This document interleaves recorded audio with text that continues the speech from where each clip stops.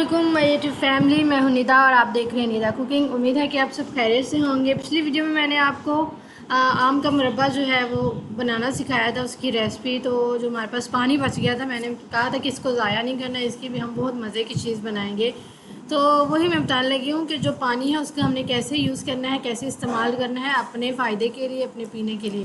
तो जो पानी बच गया था उसमें हमने 3 चम्मच जो है चीनी शामिल कर लेनी है, और थोड़ा सा हम उसमें है जो काला नमक जिसे कहते हैं ब्लैक सॉल्ट, वो हम इसमें शामिल कर लेंगे। इसको हमने अच्छे तरीके से हिलाना है ताकि सारी चीज़ें जो है ना, पानी का खट्टापन वो दूर हो जाए। चीनी हम इसलिए डाल रहे हैं, और जो काला नमक है इससे जो टेस्ट है वो इन्हेंस हो जाता है। तो अब ग्लास में हम बर्फ़ डालेंगे, इसके अंदर हम अपना ये पानी डाल देंगे जो हमने बनाया है। आम आम से पानी बनाया, कच्चे आम का पानी जो हमने बॉयल किया था, वो शामिल कर देंगे। और इसके ऊपर हम रख देंगे गार्निश के लिए नींबू रख देंगे, और इसके अंदर पुदीना थोड़ा सा शामिल कर देंगे।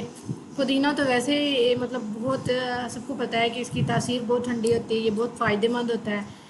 और बस यही थी मुख्तसर सी वीडियो। मतलब कि कोई भी चीज़ हमें ज़ाया नहीं करनी चाहिए, उससे हमें कोई ना कोई नई चीज़ बनानी चाहिए। तो सेम इसी तरह जो पानी था हमने उसको ज़ाया नहीं किया, हमने उसको भी यूज़ कर लिया, पीने के तौर पे हमने इस्तेमाल किया है।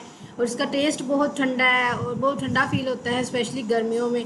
तो आप लोग ज़रूर बना के ट्राई कीजिएगा और अपना फ़ीडबैक लाजमी शेयर कीजिएगा। Okay, thank you. मेरे चैनल को सब्सक्राइब करना मत भूलिएगा और वीडियो को भी लाइक कर दें। आज के लिए इतना ही, मिलते हैं नेक्स्ट वीडियो में। अल्लाह हाफिज़। आ जल्दी है मैं तो आपको